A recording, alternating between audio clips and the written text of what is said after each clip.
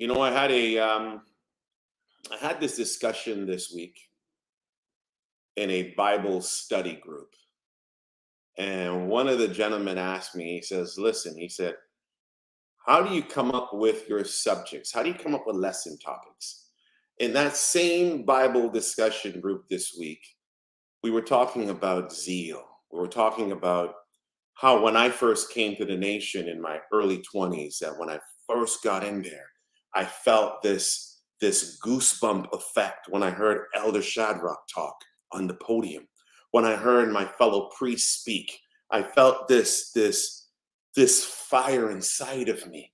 And when we used to leave hearing Elder teach on a Saturday all day, we would go back to where I used to live in a place called Mississauga, and all the young people were there, and we would all continue our lessons until wee hours in the night. And I said in that Bible study this week that zeal and that hunger and that thirst that I never ever want to lose.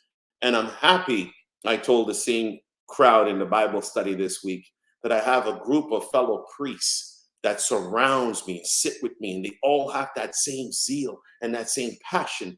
So then we talked about, the young man had asked me, how do you come up with lesson topics? And because I was discussing that in the Bible study, it's really in me right now to talk about this particular topic tonight. So do not go anywhere. Here's a scripture that another man, Hilaire, sent me in the week for this topic. And it says in Matthew 13, I'll read verse 44. It says, "Again, the kingdom of heaven is like unto treasure hid in a field, the which when the man had found, he hideth, and for joy thereof goeth and selleth all that he hath, and buyeth the field." The truth is like that, ladies and gentlemen. When you find it, the zeal makes you sell all that you have and grab hold of this. So that's why the topic today is called the kingdom of heaven. What is the kingdom of heaven like? And of course, you guys know, you already know how it works, that I always roll with a group of saints. You guys know the deal. You know how it works. I roll with a group of saints. Ladies and gentlemen, I got Elder Elvis, I got Hilaire, I got Thomas, I got Kevin, I got Mo Gamer, aka Morgan, who is joining me tonight. What's going on, fellas? Everything's great, good. Energized. Getting excited. So what's up, Israel? Tonight. So listen. Let me go to one of you here. By the way, we have Hilaire. He may join us for a little bit. He may step out. His internet connection may come and go, but we'll enjoy him as long as we have him. Thomas. So when we talk about zeal, so you're one of those new brethren in Atlanta, right? You're one of those new brethren in Atlanta. You heard the word. Describe how you felt when you first heard this truth, Thomas. Oh, it's like your best dessert. Put it that way. You hear the word, it sounds sweet, and then you finally says, "Well, I finally got the truth." Because you look at it from childhood on up, you looking, you're searching. You get to the point, that's not it. But then when I came to Israel nationwide, where our ministry, and it's here the truth that we put out, you look at it and you go to the scripture, it opens up. I mean, you feel good. You start getting, your hair starts standing on your arms, and you just feel nice and natural. So for us, we talking about night, we talking about zeal. I love it. I feel good. I'm energized. It give me that extra pushes, like I put extra gas tank, and I call it not the gas, extra spirit into my body that give you that push. So I don't worry about that. Things that goes, who cares about it? I got the God of Israel, the God of Abraham, guys, the God of Jacob behind me. So I'm good. And so I'm just pushing on for it. That's what I like about that, Elder Andor. Yeah, and how long you've been in the learning with the Israelite Nation Worldwide Ministries? It's going about a year, to tell you the truth. Yeah. Yes, it's around about, I say, August, September. What brought me there is that searching. And then when I see Elder Shadrach talking, I said, wait a minute, now he's talking different. So it sounds totally different, but at the same time, you hear the truth. And from there, I'm here and I'm not going nowhere. And so that's that. Yeah, no, awesome. I'm gonna move over to Kevin for sure, right? And same thing, like Kevin, like how long you've been studying with the Israelite Nation Worldwide Ministries? Well, it started. I supped for the first time in last year. This year was my second time, and I heard Elder Shadrach's video. I watched it, Get Out of Christianity, and I'll start off saying, from the time I was a young man, I always wanted to know the truth. I knew it was something special about us. I knew it. I've been around the block a time or two. But there's a lot of liars and false gods out there and false teachers and everything like that. And no one hit me like Elder Shadrach did. When I heard that video, I got on my knees. I said, this is it. And when I read Exodus 3:15, to me, that was the clearest statement that I've ever read in my 63 years. So once I read that, I knew I was in the right place, and I was worshiping the wrong God at that time. And now I'm worshiping the God of Abraham, the God of Isaac, and the God of Jacob. Period. Yeah, man. Bless up and big up for that. And one of the stories I had gone through in the Bible study this Tuesday with some of you, and I shared my own experience, and I said I was in high school, and someone had passed me one of Elder's books, and I can't recall if it was The Truth, the Lie, and the Bible, or the Forgotten Israelites, because I had both of them. I just can't remember which one came at what point. And I used to skip class and be reading that book. Like, and I didn't even used to really read any books, but I can't put it down, like page after page after page after page. I would be going to parties. We'd be going to parties. We'd be driving in the same car, going to parties. And I would be reading, and my buddies are all in the car, but I'll be reading The Truth, the Lie, and the Bible. And I'll be like, turn the music down, guys. Let me ask you a question. You ever thought about who we are as a people? Right? And they'll be like, look, this guy's on a trip. He's on a trip. Right? And that is the truth. It's something connects with you somehow, somewhere. It just connects with you. And when it connects with you, it is what you were called to be. And it's a great blessing. And that's why we're talking about the kingdom of heaven. It's like a man findeth a treasure in a field, right? And he hideth it. And then he goes and he sells everything he has to go and buy that field. That is what we need to remember. Morgan, what's your story like? Well, for me, it was I was just I want to say a conspiracy theorist. I didn't believe anything. I doubted everything I heard. I just know it's gotta pass, the scientific test. It's got to be proven. It's unproven. And I had a lot of beliefs, things that I believed, but I didn't believe anything that was told to me. And one day, my sister, she told me, she said, "Hey, we are the people in the Bible. It says in the Bible, we're Israel." Because I used to always argue with her that, I'm not African, and nothing against being African, but I'm like, I'm not African. I'm like, I don't feel like I'm from Africa, or African. And we used to have this debate all the time. And one day she called me and she was just like, you know what? We're not African. We're Israelites. And I was like, okay. And she sent me to the very same verse that Kevin spoke on, Exodus. She said, that's his name right there, the God of Abraham, the God of Isaac, and the God of Jacob. And I read it, and it made perfect sense to me. And I believe shortly after that, I started watching the YouTube videos because, she introduced me to the Israelite Nation Worldwide Ministries. She said, you got to watch these videos. And I was still a little skeptical at first. I really genuinely was looking for something to be, that's a whole, and I didn't find any. And I was like, well, this one last thing. And I heard it. I heard Elder Shadrach speaking. I believe it was one of your videos also that I listened to. And I was just like, that's the truth. That's absolutely the truth. And immediately I felt a huge difference between believing something and knowing something. I felt like right then and there, I knew that this was the truth. I knew that the name of our God was the God of Abraham, the God of Isaac, and the God of Jacob. And I knew that we were the children of Israel. And I knew it. And it was a big difference. It was profound for me. And so now I genuinely don't accept anything else because I know this is the truth. It's there's not even any speculation in regards to that. So I'm here to stay forever. It is what it is. And listen, guys out there in the world, some of these things you don't know what happens behind the scenes. And I hope Morgan just laughs at this. And Morgan says, I'm going out before we go on live, and I'm going to get a nice trim on my beard so I can look real fresh and real clean for the audience, man.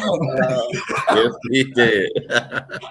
This is how serious these guys, and I want the brethren who are out there to really understand, this is how serious these guys are taking this tonight, just to be able to come on a panel with the Israelite Nation Worldwide Ministries and to be able to express themselves and talk about what this doctrine, this truth means to them, and the God of Abraham, Isaac, and Jacob means to them.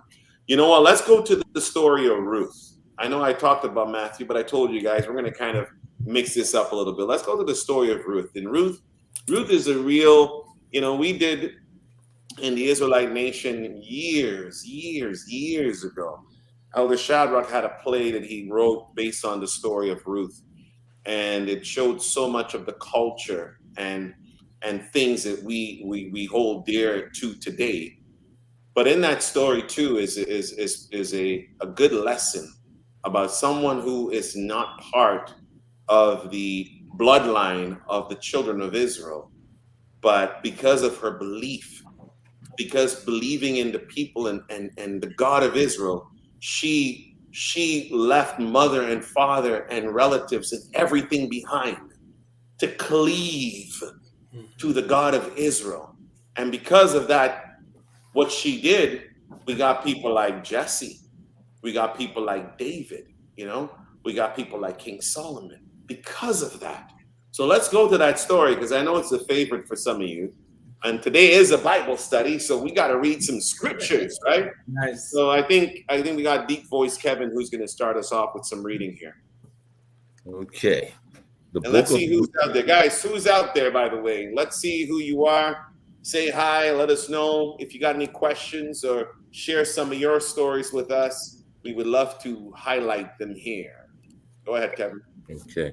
The book of Ruth, chapter 1, verse 1.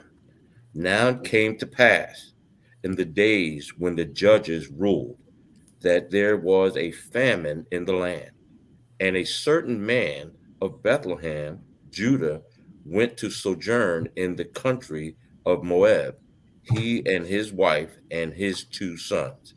And the name of the man was Elimelech, and the name of his wife was Naomi, and the name of his 2 sons, Mahlon and Chilion, Euphrates of Bethlehem, Judah. And they came into the country of Moab and continued there. And Elimelech,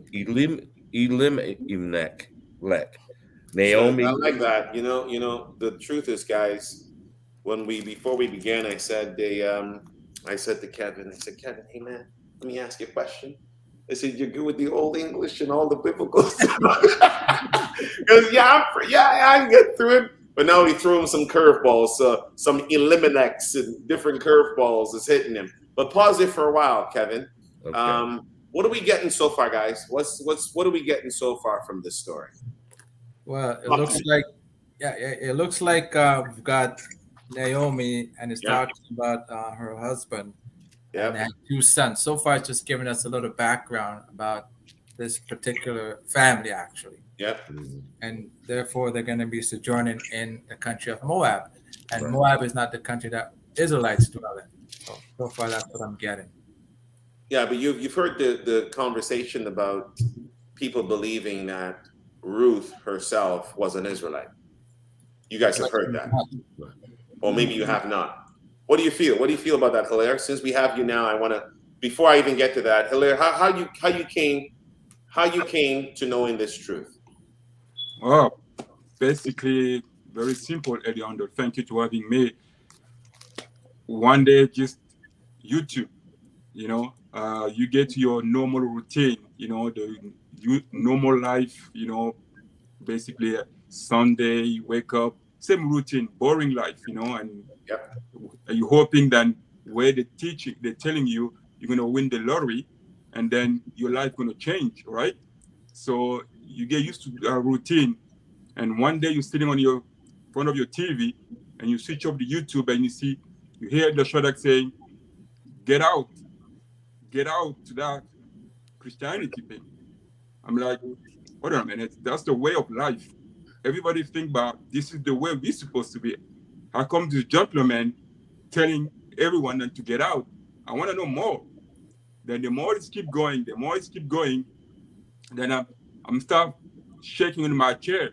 And it comes to the point where he goes to Genesis. He said, the mud, the God we serving, the God of Isaac and Abraham and Jacob, is your God the same color? And I just jumped to him. I'm like, what?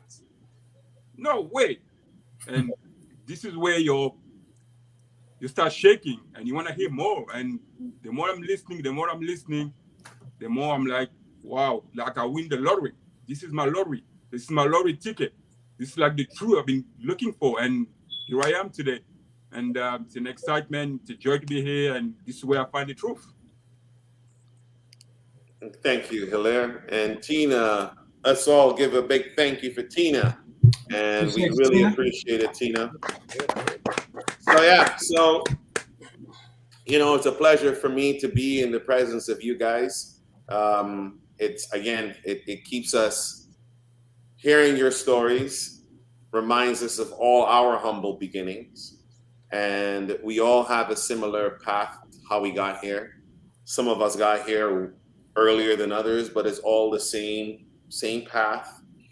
We have the same zeal in the beginning, like we talked about.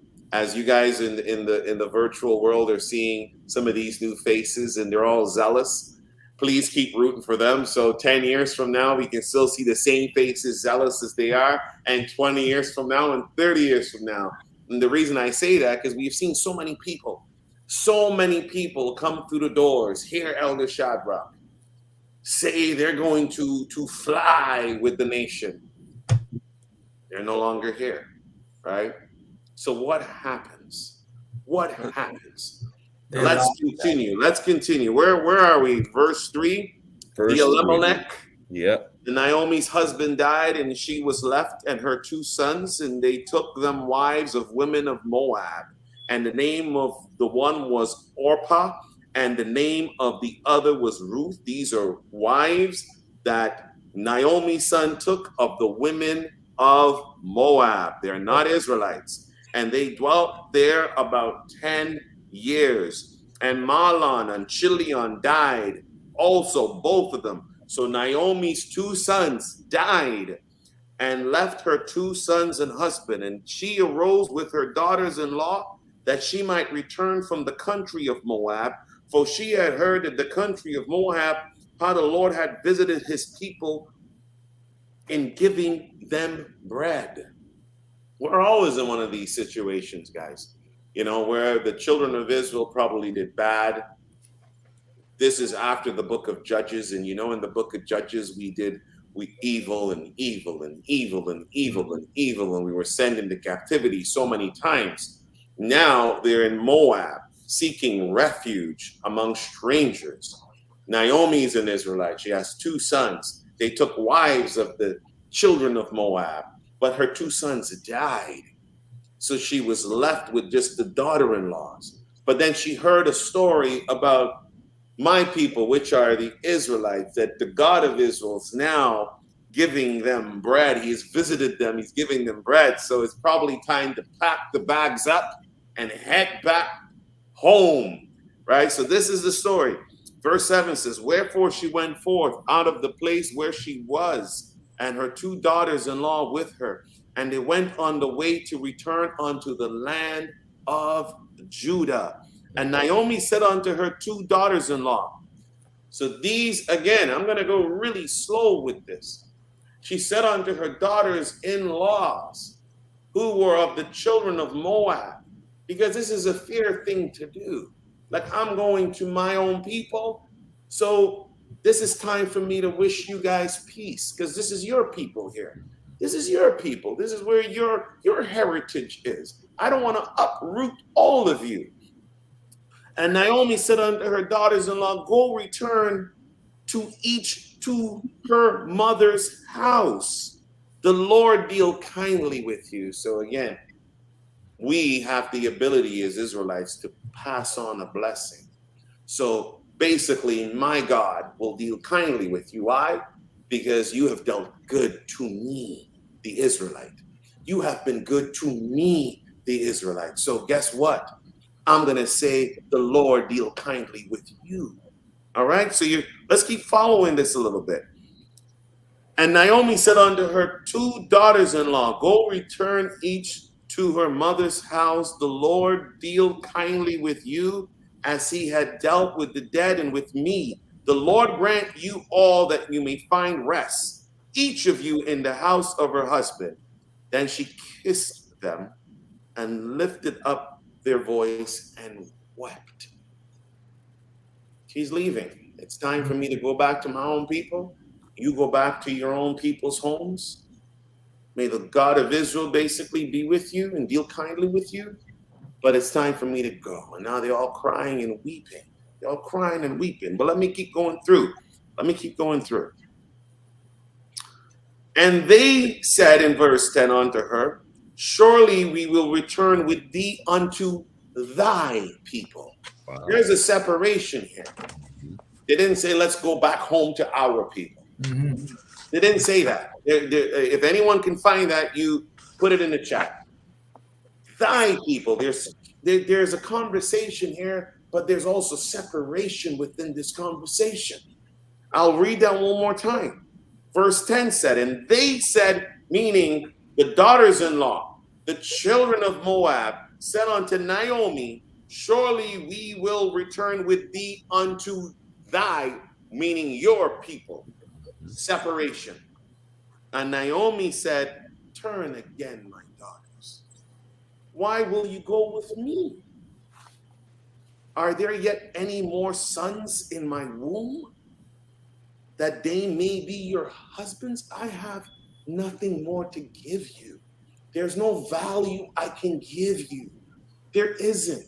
I'm sure if you stay here among your own people, you would find people to marry you. But I got nothing more I can give you.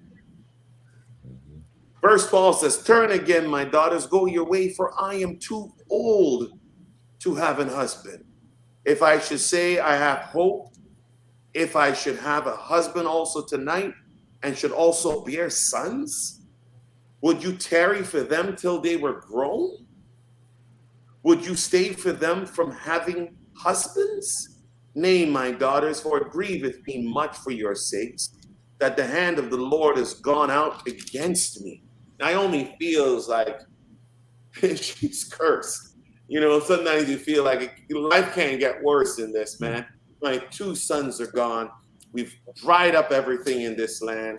I'm going back. I'm going to even lose my two daughter-in-laws. I am of no value to you. Let's pause there for a second, guys, and let's have a chat. Yes. Morgan, how you feel? What are you thinking? What's going through your mind? Well, I am kind of wondering if she's cursed, to be honest with you, just because they left Israel, and I don't really know what those circumstances were that made them decide, okay, we're going to try to make our way over here, away from our families. You know, I don't. But at the end of the day, she was blessed to have some good people, you know, that her sons found at least for her. So it's pretty interesting. It's a great story it's a great story. I'm loving it. Yeah, it is a good story, but again, I don't think it's a curse. It looks more like a blessing in disguise. Again, she left with her husband to dwell in his land, and now he died. So she said, I'm going to go back to my own people, my land. But the daughter-in-law is saying, hey, listen, we want to go with you, even though she's trying to pressure them to say, you need to stay here. You need to stay here in your land with your people. But you know, I guess as we read further on down the line, we're going to find out that one wants to stay and one will go with her. And that's where you're going to start to see the separation even further as to who truly wants to be with her. So yeah. Yeah, that's a great point, Elvis. The way I look at it, it's more like, regardless the situation Naomi was going through, I think when we look at the famine was between Israel. So that show us again that whatever comes the storm, where we are our own people all together, we should stick together instead of moving away from the the family and go to another place, then come back after. I think that there's a lesson to pick up here. Shows again that we're supposed to stick together regardless the famine, regardless the trouble we're facing as a family all together. We should all stay together. Good point. Good point. Hey, I got some feedback here, guys. So Herbert Rainey says, my personal story began when, after reading the Holy Bible and realizing it in no way aligned with what was coming down to me from the pulpit of the Christian shrine. How many people feel the same way Herbert felt? Like there was nothing there connecting you, connecting us to the stories of the Bible. There was nothing that they were saying in the Christian shrines that relived our story. We felt like we were so alienated from the Bible when the Christians were preaching our book. And it's only when, again, that kingdom of heaven is like a treasure in a field, that when a man findeth it, he selleth all that he hath and returns and buyeth the field.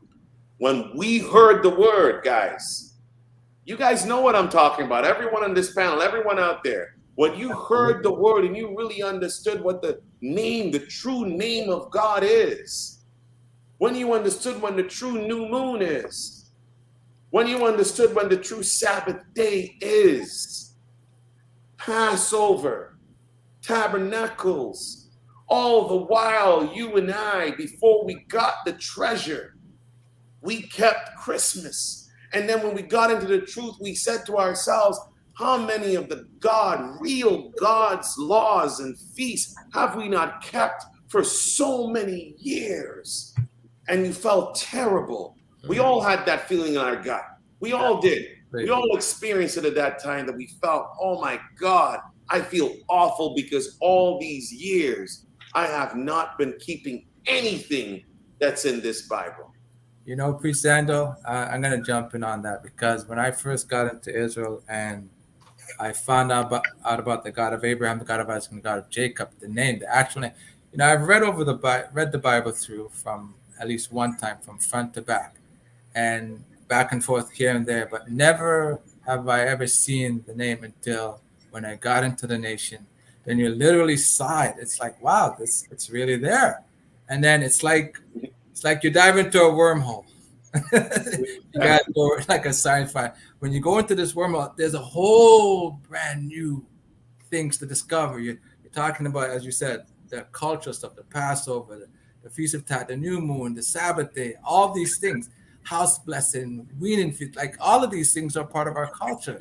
And it only now, even though I've been in it for about 15, 16 years, am I just starting to actually grasp this, because now there's even another wormhole that just opened up, because now it's like, oh wow, we do that too, and this. And it's door starts to open, another door starts to open, another door starts to open, another door, and every door becomes sweeter, and there's this natural high you get because you're experiencing things that, again, we read earlier before we came online, that even the prophets of old didn't really comprehend. But in our generation, we understand. When Elder told us that the Son of God is not Jesus, but the Son of God is the Christ. Mm-hmm. How many of the prophets of old actually knew and comprehended that? Although they prophesied about the coming, did they really understand it? But thank God in our generation, we understand. We got another comment here from Tina Jackson, and thank you, Herbert, for sharing. Now, thank you, Tina Jackson, for sharing. She says, for me, we're talking about stories here. For me, it was my cousin who sent me a video that Elder Shadrach was teaching. Come out of Christianity. That became a popular video. It's profound because she identifies herself as a Hebrew Israelite. Wow. Hey, maybe one day Tina, she'll drop that and understand that Israelite is who we are, right? You never saw the God of Israel out of his own mouths identifying any one of us here as a Hebrew Israelite. And if you see that, if you saw God says go to the Hebrew Israelites, you put it in the chat room. Why am I saying this? The term Hebrew was known to those who weren't in the family affairs. If you're in the family affairs, you knew that Jacob was surnamed Israel by the God of Israel, and thus began the Israelites. If you weren't in the family meeting, if you weren't there, all you know is Hebrews. And that's why Pharaoh would say, tell the Hebrews, or tell the Hebrews this. But God will say, go to the children of Israel. Pharaoh is saying the Hebrews, God is saying children of Israel. Right. Who's right? Who's wrong? Obviously, Pharaoh missed the memo. He's not part of the family meeting. God of Israel says children of Israel. Outsiders say Hebrew because they lack knowledge. They lack what was really happening. So do not, my people, take on those things of ignorant folks and calling yourself Hebrew Israelites. The Bible talks, this God of Israel, let me be specific, talks about the children of Israel. Moses, go on to the children of Israel. We all talk about Exodus 3. You read it yourself. If God of Israel is going to the Hebrews, then correct me, put it in the chat room. Pharaoh, the Egyptians, outsiders, called us Hebrews. The God of Israel knew who we were because he changed Jacob's name from Jacob to Israel, and thus began the 12 tribes of the children of Israel, Israelites, full stop. So hopefully Tina, she gets around to it one day. We're rooting for her. We're rooting for her to become an Israelite. And Elder Andel, if I may. Yeah, absolutely, man. I had a conversation with a Hebrew Israelite early this week. I think Morgan was involved in it too, and Hilaire. And, we were just communicating with this particular brother. And I gave him Exodus 3:15. And what he said was, his response was that, that's not his name. Those are his attributes. Yes. So I said attributes. I can vouch. I said his attributes would be powerful, all wise, the creator, the beneficent. Those are attributes. And I said, you have to stop.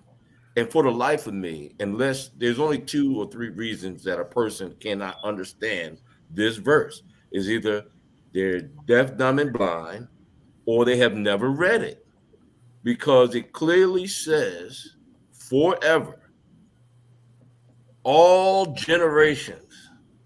Go back. No, And go back a little memorial. bit.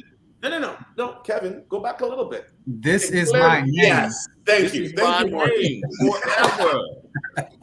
Like, unless you can find it. scripture.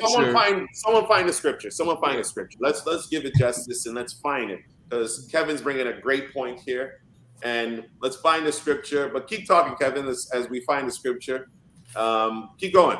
No, keep well, talking. to me, and in the beginning of my journey with the Israelite Nation Worldwide Ministries, the devil and the wicked one always trying to sow seeds.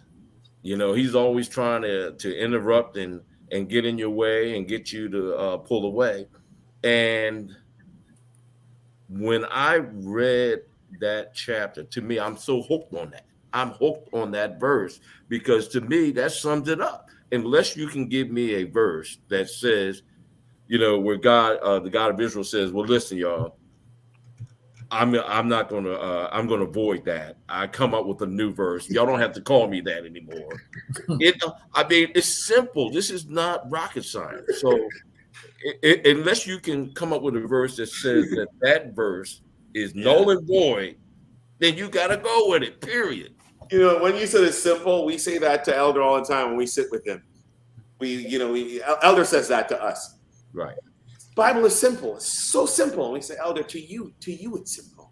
To you it's simple, not to everybody else, right? So now you're saying it's not rocket science, and to us, we're like, yeah, it's not really rocket science. But to some people, Kevin, they can fast and pray and still not understand what that is saying. And you're right. It says this, and let's go slow. This is the thing. my right name right forever. It's not a name. I don't see a name there. It can't be a name. That's not a name. It can't be a name. No, I understand. If you allow me, You read it again, and you read it again with them. And no, that's not a name. But what's his name? The Most High? TMH? That's his name? The Most High? You're saying a name. He said, this is my name. He's commanding you. He's giving you instructions. Go to the children of Israel and tell them, this is my name forever. What are you calling his name? The Most High? right. Yeah, I don't know. And that's the name? That's right. I don't understand. Why don't we read that? I got it. All right, go ahead. So you know what? Let's start at 13. Exodus 3, and I'll start at verse 13 and go all the way down to 15. You do it, my man. Yep. All right. 13.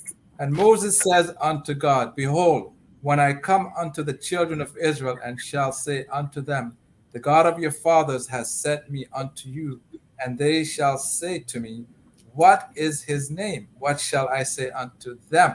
So he's saying, listen, if I go and talk to your people, my brethren, what am I going to say to them? Like, whose name am I coming in and so forth? All right. So 14 says, and God says unto Moses, I am that I am. It's like, hey, man, you should know. You know who I am. 100%. I mean, what do you need me for? I mean, you know who I am. That's pretty much what he's saying. And he says, and he said, thus shalt thou say unto the children of Israel. Wait, whoa, Elvis, easy. Okay. Pharaoh says, go tell the Hebrews this. Right. God of Israel so Pharaoh tells Moses, go tell the Hebrews. God of Israel tells Moses, go tell the children of Israel. That's what he said. That's what he said. Who didn't get the memo? Who here did not get the memo? Children of Israel mean Israelites. Right. Israelites, not Hebrew Israelites. Right. When Pharaoh talks to Moses, he says, go tell the Hebrews. When God speaks to Moses, go tell the children of Israel. Right. Come on, people. Come on. Go ahead, Elvis. If you allow me to make a comment on what the Elvis said regarding I am who I am. I'm a bilingual. I speak English and French. In the French, I am mean je suis. Mean I am. So meaning basically, I am who I am. You don't question me. So this is what it means. It's not a name. Yeah. He's telling them like, go tell them, I am who I am. Je suis ce que je suis. Don't ask me questions because I'm the God. I give orders. That's what it means. It's not a name. 100%. And I am that I am is a statement or a sentence, right? One of the two. So it's not a name. No. All right, Elder. All right. Let me recap. And God says unto Moses, I am that I am. It's almost like he says, you're upsetting me, Moses. Right. And he says, thus shalt thou say unto the children of Israel, I am hath sent me unto you. And here it is, 15. And God said, moreover unto Moses, thus shalt thou say unto the children of Israel, the Lord God of your fathers, the God of Abraham, the God of Isaac, and the God of Jacob, has sent me unto you. This is my name forever, and this is my oral unto all. There it is. And one other word, and I think this word tricks people up too. Moreover. Game over. What does moreover mean? Game over. That's my name. You know, get a dictionary. When you read the scriptures, get a dictionary. The God of Abraham, Moreover Isaac, and means Jacob, more game over. importantly. Yes. More importantly. Yeah. Yeah, man. So listen, and we just got super excited, guys. We got super excited in the chat. I'm feeling the vibes with these guys, and you know, it's a scripture we talk about all the time, but when we got to pack it into the kingdom, what is the kingdom of heaven like? We keep going back there. What is it like? You have read the Bible. Some of you went on a Bible reading plan for the year, and you've read the Bible over and over and over from Genesis to Revelations, and you never saw his name until you came into the Israelite Nation Worldwide Ministries. Facts. And then when you read it, you're like, how did I miss that? How did I miss this? How did I miss it? Because that's what the kingdom of heaven is like. When you find it, don't lose it. Don't hold it. Work with it. Embrace it. Nurture it. Do not sit on it and bury it in the sand. For God's sakes, don't do that. There was a comment I want to go back to because we got to finish the story of Ruth. But there's so much comments and I can't keep up today. But I'll try to, okay, C Fields. Let's go to C Fields. C Fields says, by the story of Ruth, this story shows me that once we learn the truth, we must decide whether we stay in the world or join in with the family of the truth. Man, I could not have said that better. If a man can't leave his mother or father or his this or that and follow me, he is not worthy of me, said the Christ. He's not worthy of me. And now you kind of start understanding how this really applies in the real world. Because some of you out there is only one in the house that the Spirit has touched. One in the house. You got the understanding, but mom doesn't, and brother doesn't, and cousins don't. And they're wondering what kind of cult are you in? What kind of God are you calling the God of Abraham, Isaac, and Jacob? How many gods is that? Right? What are you into? What are you into? And you're thinking to yourself, but it's written in the Bible. What you're calling upon isn't.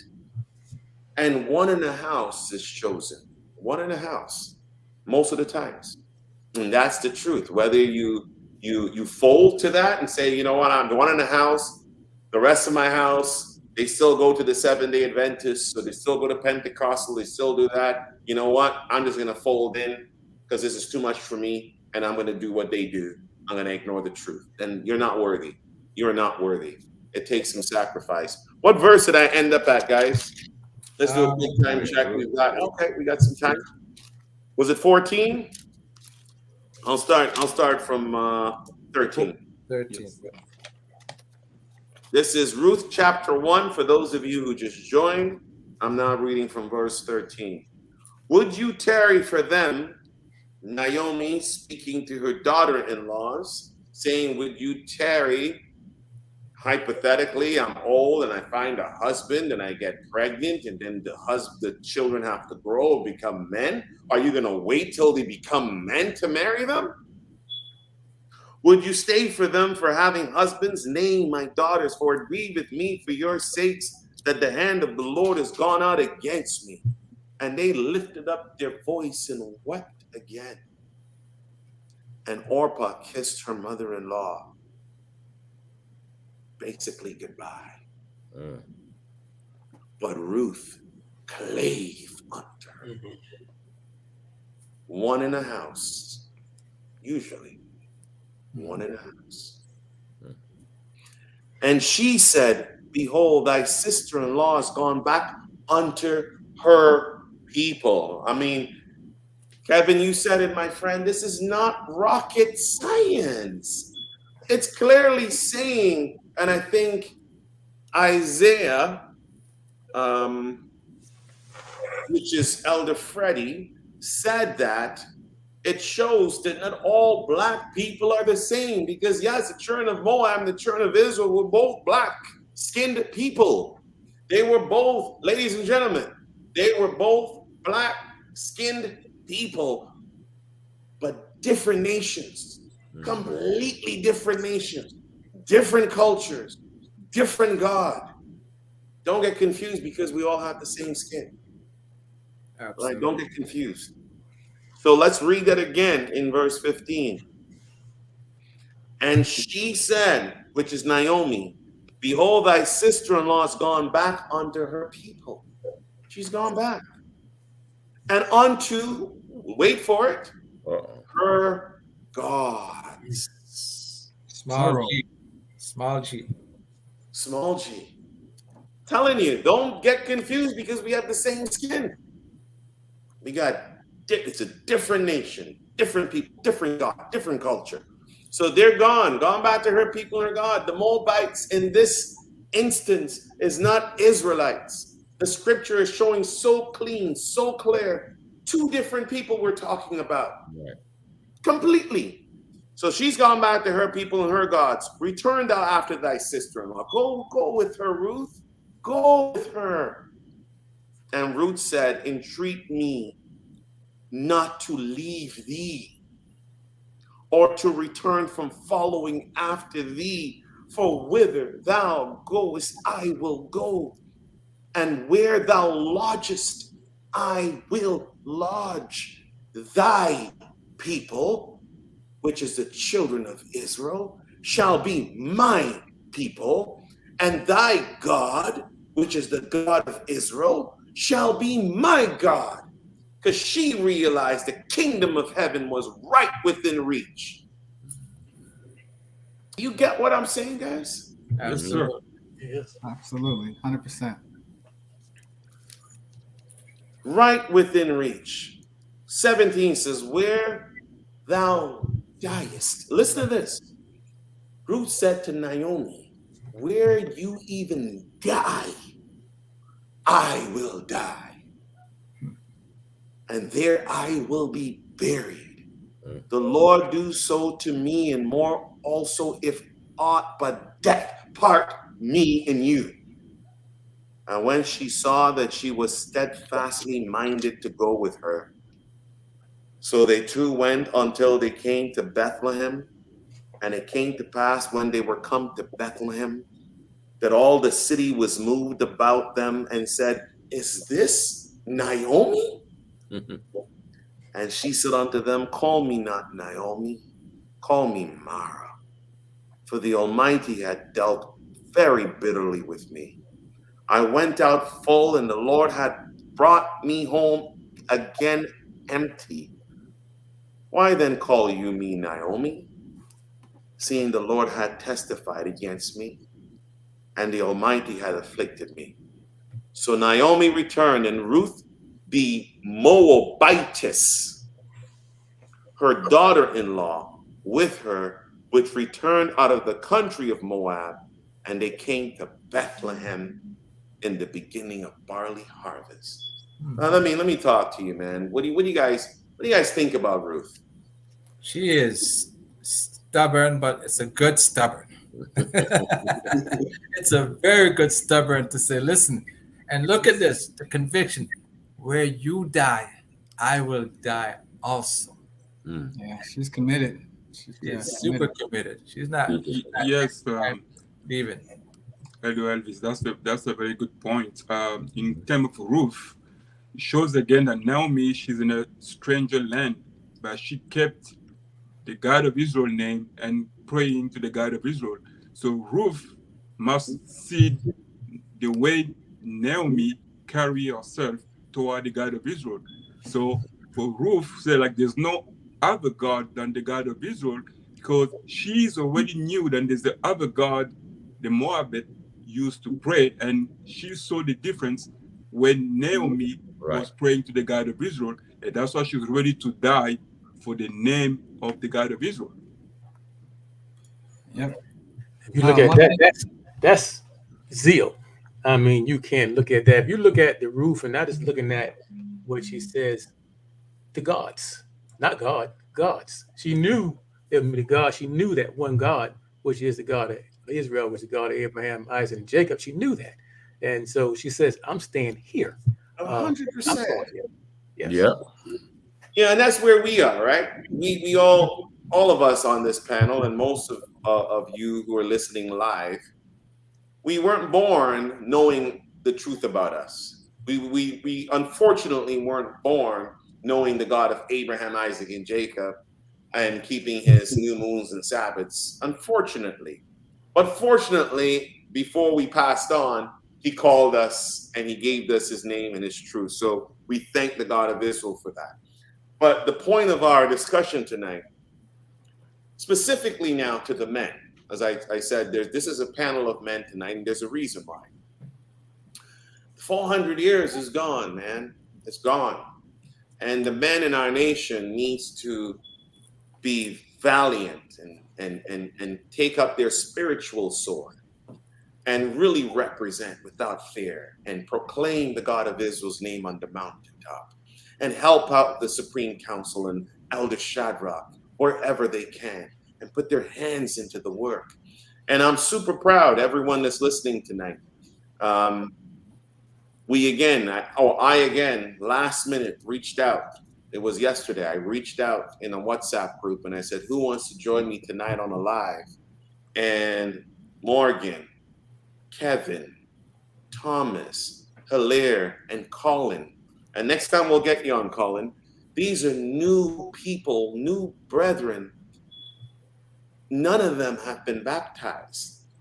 They are new, they're fresh.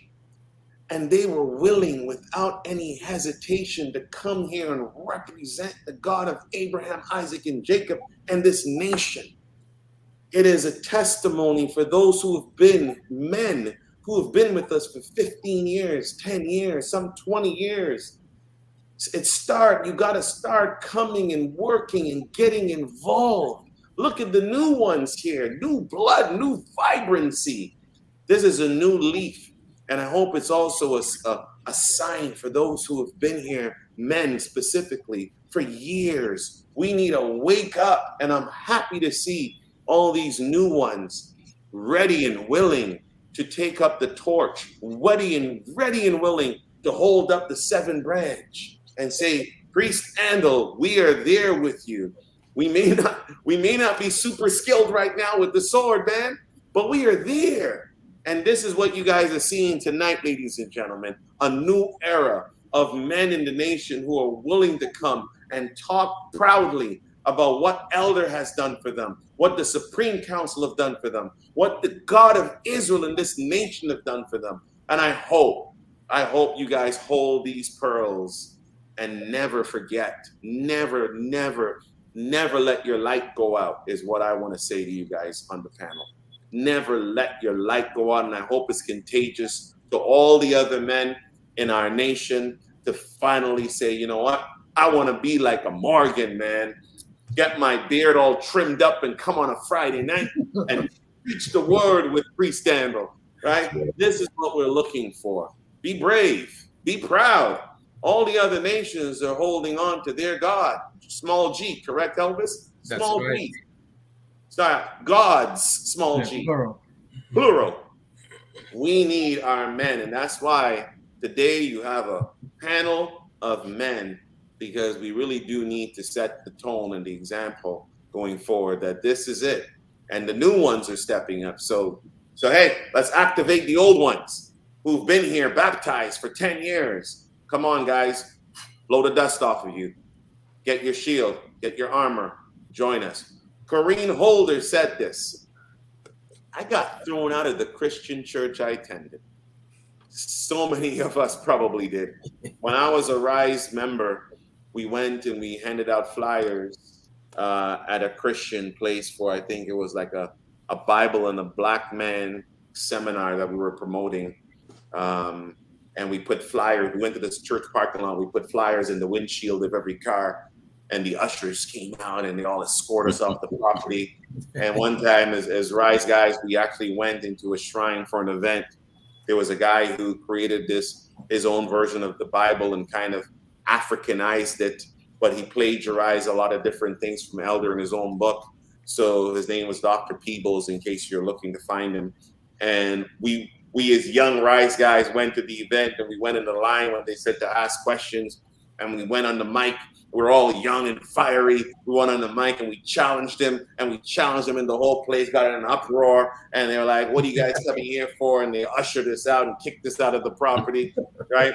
So we've been there. So she's Corinne Holder says, I got thrown out of the Christian church I attended.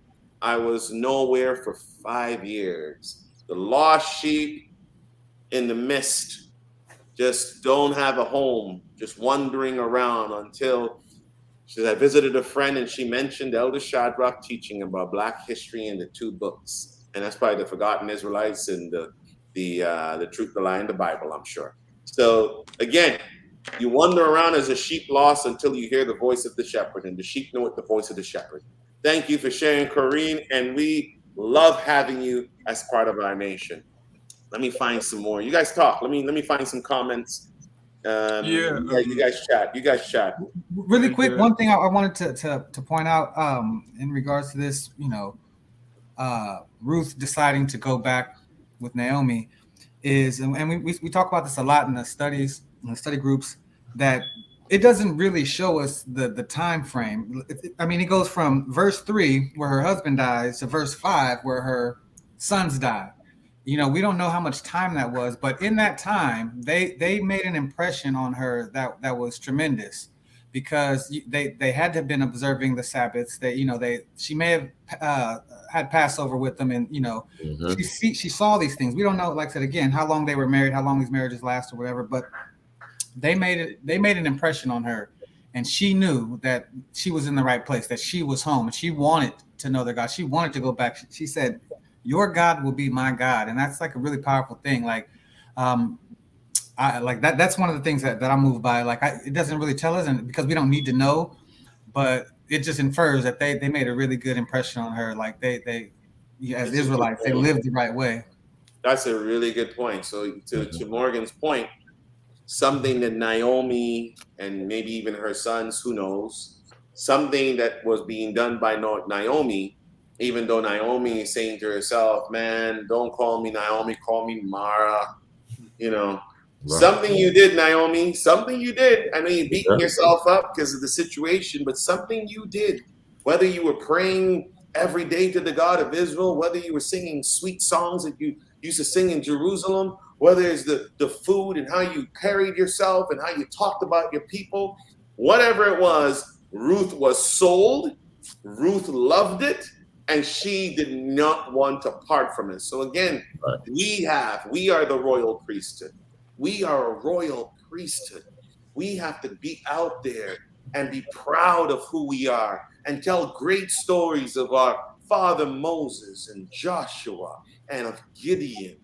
Great stories of Josiah and of David. Great stories of Elijah and all those great men and all the wonders of our God and our beautiful culture, so people could be amazed and intrigued to know more, to know what is there doing with his life. I want to know about his God, his people, right? Because we do have the greatest God, guys.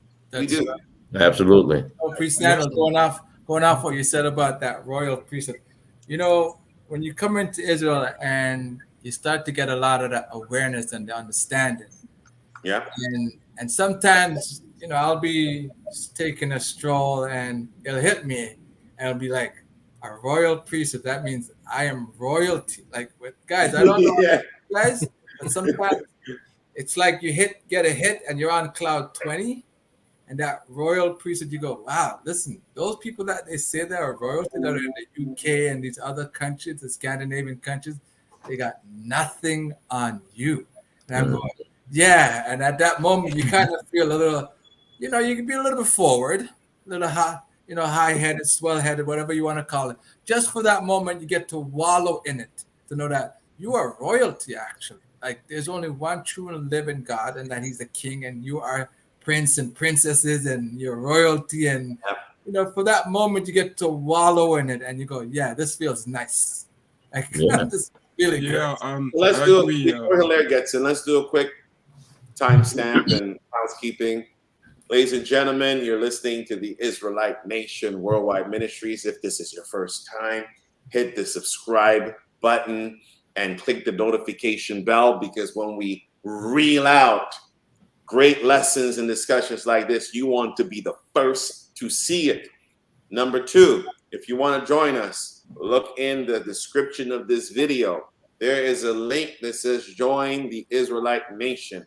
You click it, you fill it out, you sit, boom, someone will reach out to you and speak with you. And if you want to donate so you can help us keep this alive, don't be shy and hit that button and give us a donation.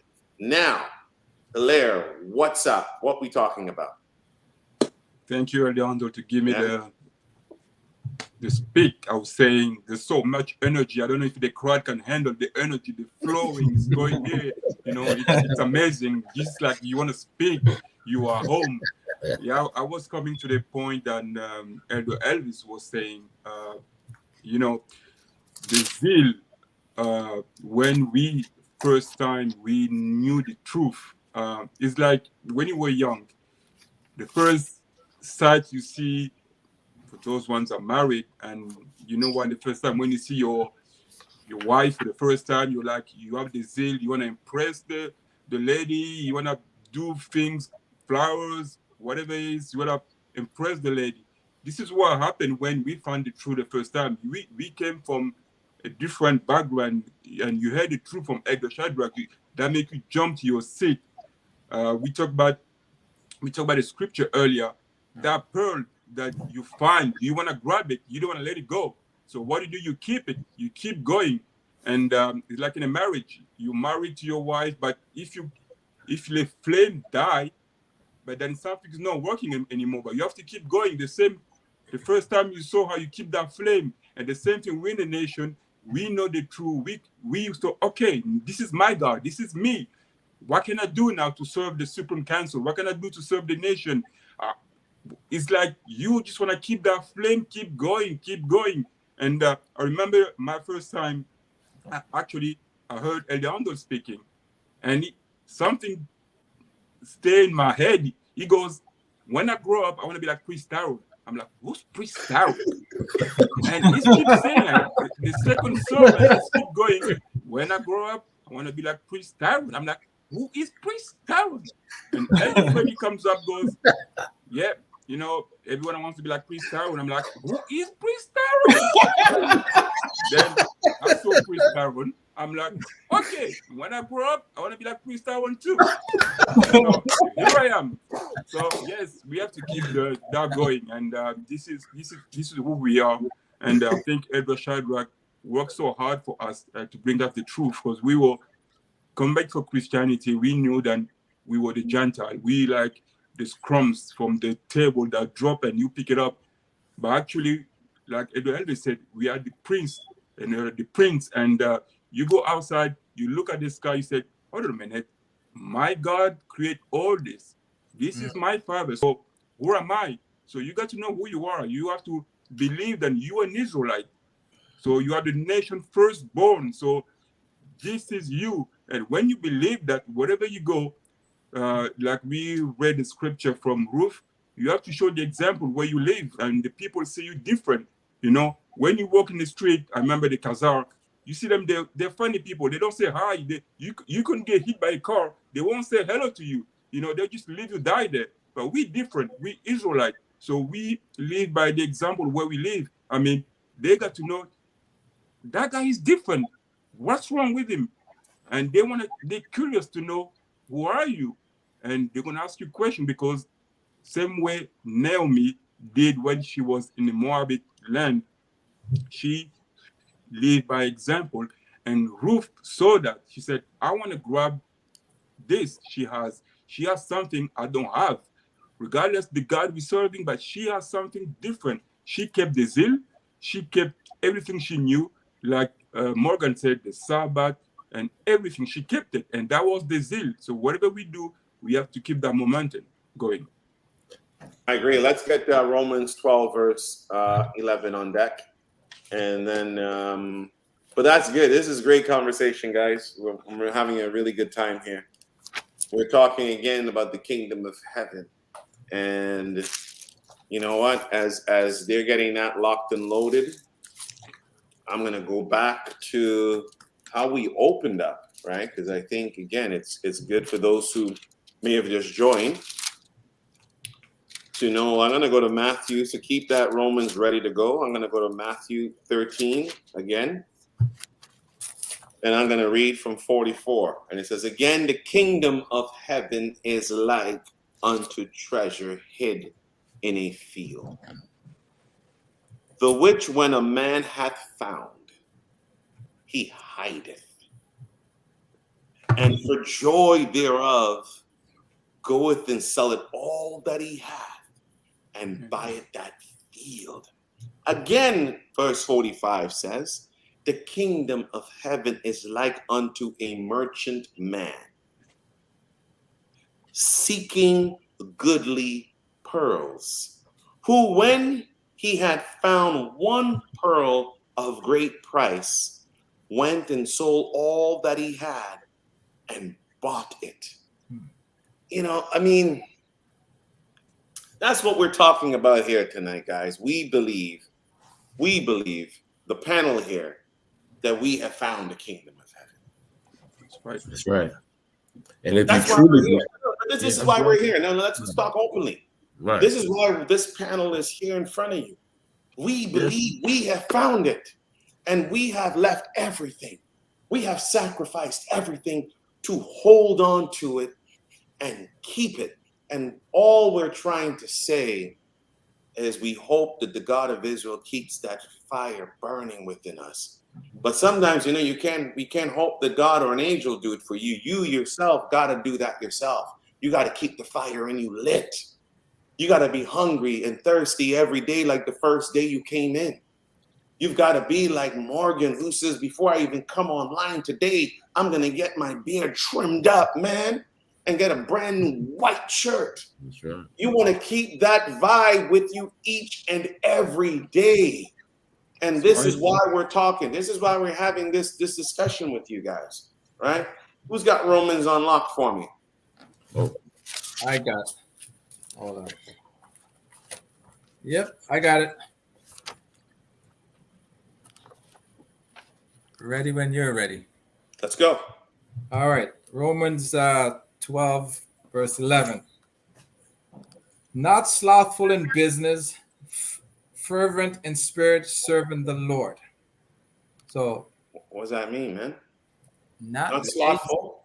a sloth. A sloth. Sloth means slow. You guys know what a sloth is. It's Oh like my a God. slow motion. You don't get any slower than a sloth.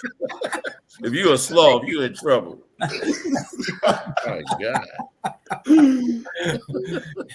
If you're gonna be like that in business, you're done for. So, Oh my God, you don't. Yeah, it actually, I feel like it correlates to the scripture that we just, the Elder Andrew just read. You find that pearl that's valuable. If you're slothful in business, if you say, you know what, let me think about this investment here. You know, Right. let me, you know what, let me check my other finances, or maybe I don't want to sell all of my stuff, or you don't, or you put it off. Tim still wants to buy my stuff. I'll talk to him next week. When the weather's good. When you come back, being slothful in business, that pearl may gone. not be there anymore. Gone. Yeah, 100%. 100%. A good point. Very Good point. good. Don't delay. Don't be slothful. Be fervent. Be fervent in spirit. It's every day. Wake up. Here's my guidance to you. Every day you wake up and you ask yourself, what could I do for my God and my nation? What could I do for my God and my nation? Right. If you go weeks, guys, and you're like, oh yeah, you know what? Jeez. Yeah, I am an Israelite. Let me find out what I can do. If you go weeks and that thought has to come to you, you're a sloth. Let me tell you straight, you're a sloth. Change it up. Change it up. We need to grow. Our nation has done great things. Since Elder Shadrach has started this nation, we have seen the growth, the spiritual growth, the substance growth of our nation. But he has always said, no nation could ever be stagnated. You got to keep growing and pushing and growing and pushing. So guys, if you're out there, men, I'm talking to men, rally up. Get off the fence. Stop. You know, on that point too, we can't say we believe and show otherwise. And if we truly understand, from what I've seen, I'm new here. I've only been here not even 2 years yet in the nation, and I can see the pattern of growth.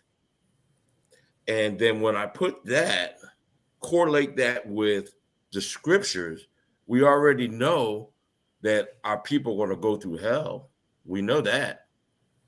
So then you have the 400 years. So the Israelite nation teaches us that the 400 years in August of 2019 has come. So we actually truly believe and truly understand, then if you turn your TV on, you can see what's going on. So we got to be patient. And if you know the scriptures and you believe, then you'll be patient and let everything to come to fruition, and you'll be here doing the work. That's what I see. I can see this is what Elder Andel is doing now every week. Elder Michael, Officer Charmaine.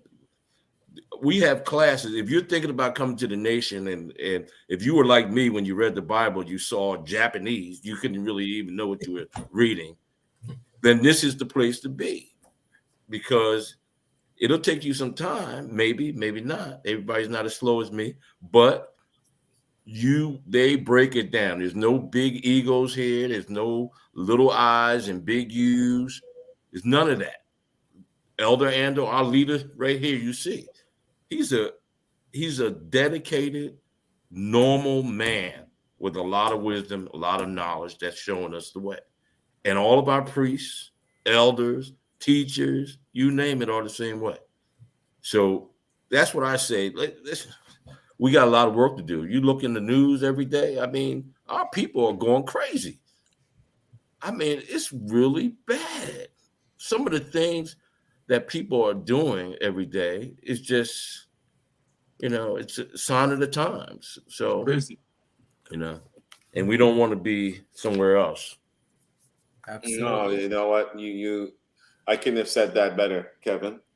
I couldn't have said that better. And you're hearing heartful things here, guys. That's what this is about, right? This is about sharing and speaking the truth from the heart.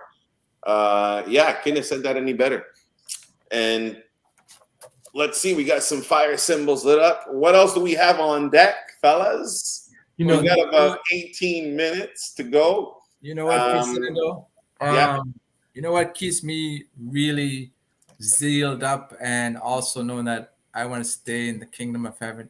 The fact that our elders and you guys have taught us that, listen, as quickly as you get this truth and this understanding, and if you're not busy helping to build this nation, you could quickly find yourself out the door. Do me a favor, Elvis. Elder Elvis, do me a favor. Load up Matthew 25, and let's go from verses 14. Load up Matthew 25, and let's go from verses 14. Got it. What you just said there, my friend, is exactly what this scripture is going to be talking about. Let's go. All right. Matthew 25, verse 14. Got it. Locked and loaded. Here we go. For the kingdom of heaven is as a man traveling into a far country, who calleth his own servants and delivered unto them his goods. So what's our lesson topic again? What is the kingdom of heaven like? What is it like? Go ahead, Elvis. All right. 15. And unto one he gave 5 talents, to another 2, and to another 1, to every man according to his several ability, and straightway took his journey. So pretty much whatever your worth is, he'll give you that amount that matches your ability. So everybody gets the fair deal, even though one gets 5, one gets 2, but it's still fair according to each man's ability. 16. Then he that had received the 5 talents went and traded with the same, and made them other 5 talents. And likewise, he that had received 2, he also gained other 2. So wait, let's go easy with these scriptures, right? I mean, Right, we've got some time to have a good chat about this. Yeah. So you said, Elder Elvis, before we pull the scripture up, you gotta be careful. All right, you don't want to lose what you got. You don't want to lose what you got, so you got to use what you got to add to it. You have to use what you currently have to add to it. So let's go from what you just said. 14 said, for the kingdom of heaven is a man traveling into a far country, who called his own servants and delivered unto them his goods. And unto one he gave 5 talents, to another he gave 2, to another he gave 1, to every man according to his several ability, and straightway he went on his journey. Then he that had received the 5 talents went and traded with the same, and made them other 5 talents. So he made an increase. He doubled what he received. Smart. And likewise, he that had received 2, he also gained another 2. Let's talk about how you gain in the real world as a parable, but let's talk about what this parable really means. It means that when you come into this truth, when you find that field with a treasure and you buy it with all you got, it means now you got to start working for the kingdom. And when you work for the kingdom, you multiply your talent. You multiply what was given to you. But if you do not work with the things that you were given, even that which you were given would be taken away. So what does that mean to the men of this nation? It means that whatever we were given, we've got to work so we can multiply it. Because the day when the man who is traveling comes back from his trip, sees that you and I didn't do nothing with what he gave us, Right. that's when the reckoning happens. People are not thinking down the road. See, they're not thinking like that. But there will come a time when the traveling man returns. And what are you going to say then? Oh, I love you. I'm an Israelite. I'm an Israelite. I love you. That's not good enough. That's why I always say to people, I don't care if you say you're an Israelite. That what does that got to do? Because you say you're an Israelite, you bump into people even today that has left this nation, turned their back on everything. You bump into them. I'm still an Israelite. They say I'm still an Israelite. Great, but that doesn't get you into the kingdom. Let me continue to read. And likewise, verse 17, he that received 2, he also gained another 2. But he that had received 1 went and digged in the earth and hid his Lord's money. Here it comes. And after a long time, no man knoweth the day, no man knoweth the hour. It's like a thief in the night. And after a long time, the Lord of those servants cometh and reckoneth with them. Guys, it happens, and it's going to happen. We all will have a reckoning.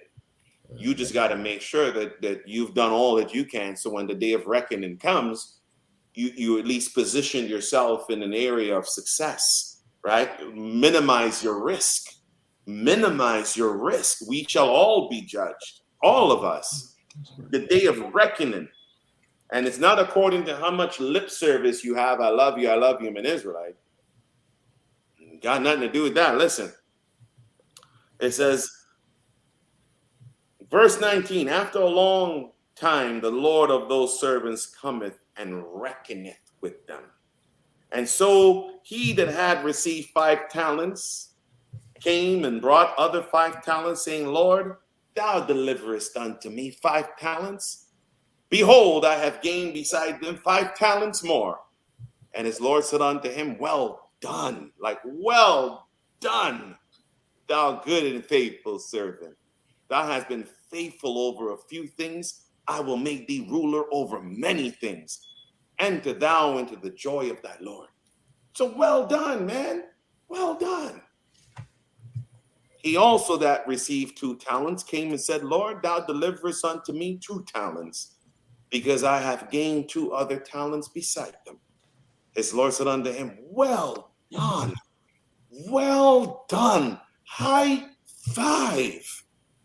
Well done, good and faithful servant. Thou hast been faithful over a few things. I will make thee ruler over many things. Enter thou into the joy of thy Lord.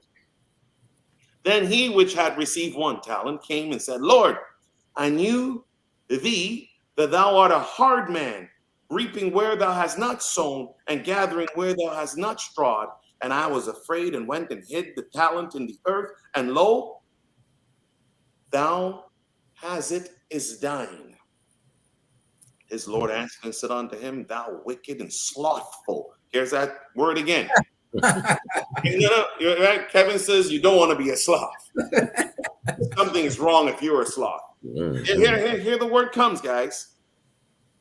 His Lord in 26 answered and said unto him, Thou wicked. Why wicked? You know he's still in his word saying, I love you, Lord. I love you. Why are you calling me wicked? Why are you calling me wicked?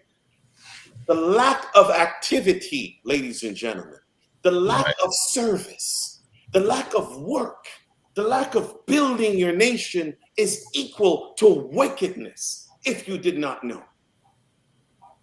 Let that marinate for a sec. Let that marinate for 1 sec. They always say a moment of silence. Let that marinate for a sec. All right, good. His Lord answered and said unto him, Thou wicked and slothful servant, thou knewest that I reap where I sow not, and gathered where I have not strawed.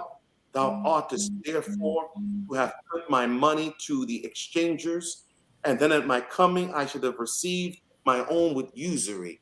Take therefore the talent from him, and give it unto him which hath 10 talents. For unto every one that hath shall be given, and he shall have abundance. But from him that hath not shall be taken away even that which he hath.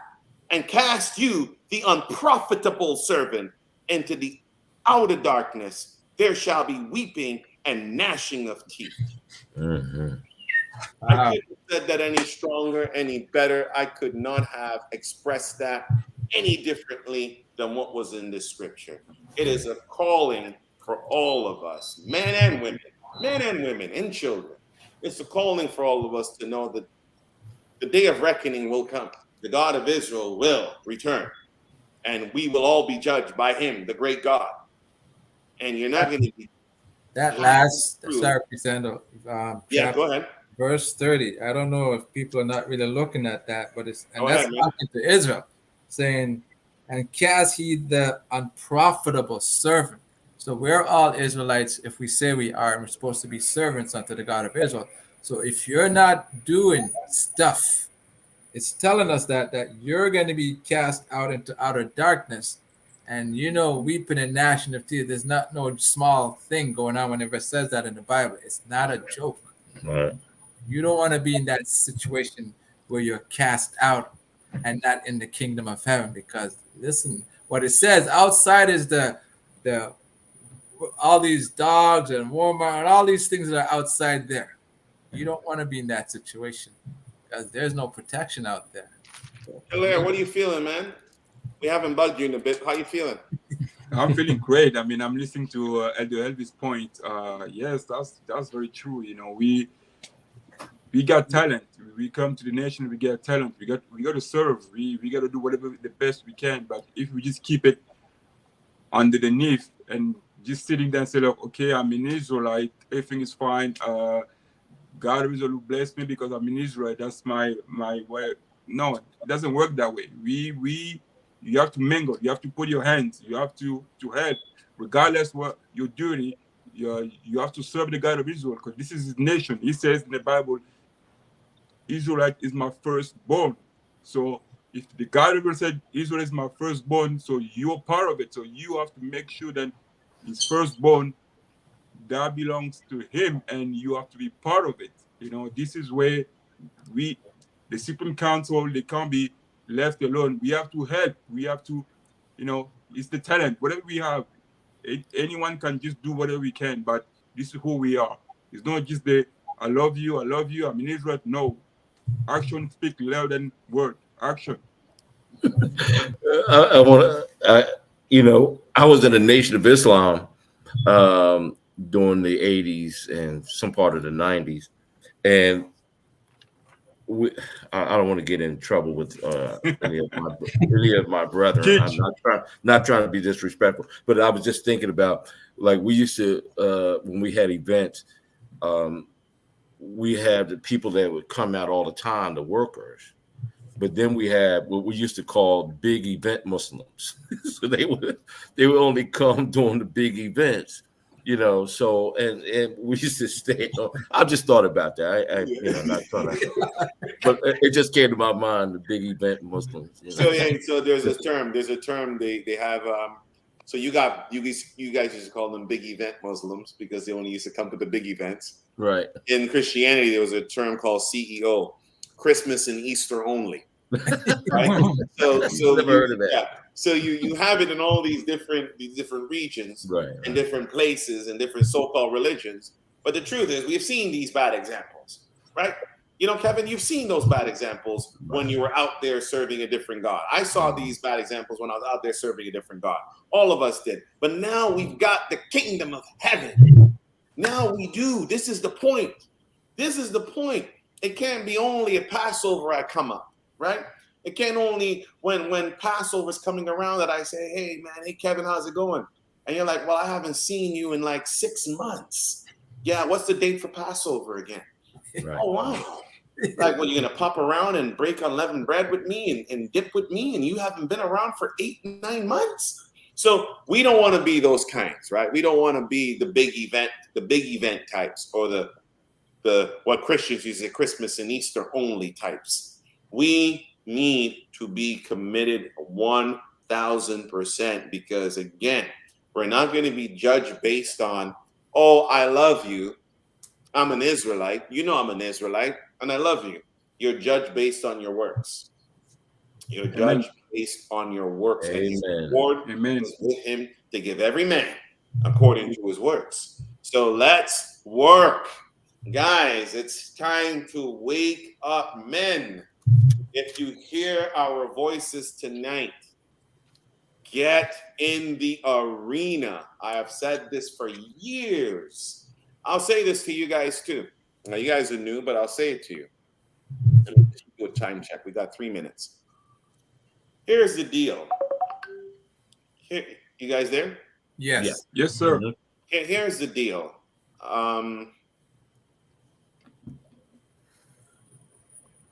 I am now basically 50 years old, right? I used to be known as the youngest priest at one time.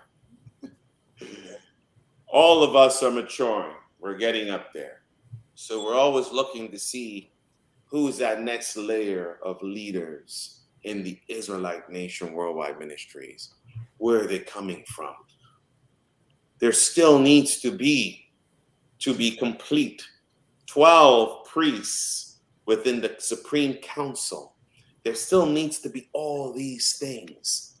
This is still part of the dream, part of the process. So I am speaking openly to you guys and all that's hearing. We need to be complete. We need to have the next layer of leadership involved. We need to have the young men. We need to have you guys all step up, because again, if you look at the Supreme Council, we're all maturing. We're all maturing. And we don't want this nation, God forbid, to die with us. So that's why I'm super proud, guys, that you guys came to join me tonight. I think, I would love to, every now and then when I do pop up, I usually bring some friends with me, and it's random. And I'm starting to see some of the usual suspects now reaching out and always volunteering. And I hope you guys in the chat room put some big shout outs in there for my man Morgan. Blaze them up, blaze some fires up for Morgan, please. Blaze it up, blaze it up. Blaze some fires up for Kevin. Blaze it up, blaze it up. Blaze some fire up for Thomas. Come on, get it up there, guys. Blaze some fire up for Hilaire, and blaze some fire up for Elder Elvis. Please give them the encouragement. Give them the encouragement, because I'm super proud that they came on this stream with me.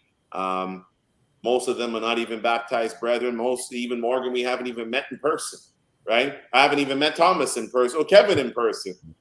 So think about this. These are the ones that stepped up. Among all of the men of move, they stepped up. Even Colin said, I'm in. But we only had 6 panel here. Next time, Colin will bring you in. But guys, ladies and gentlemen, thank you so much for hanging out with us tonight. I hope this was enjoyable. I want to leave you. I'm going to remove these guys from the stage one by one because we have come to the end of our program.